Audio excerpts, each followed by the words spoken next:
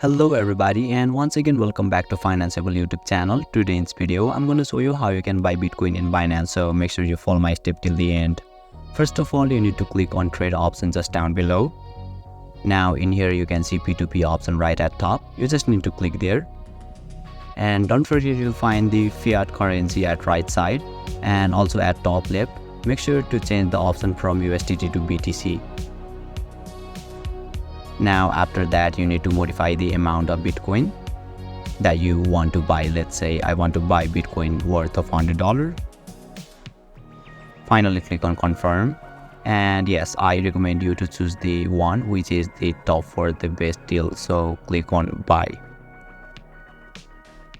Enter your amount again that you want to buy. Let's say I'm going to use $100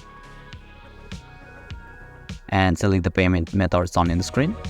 Finally click on buy BTC, and after that you'll be able to communicate with buyer and you can buy your Bitcoin.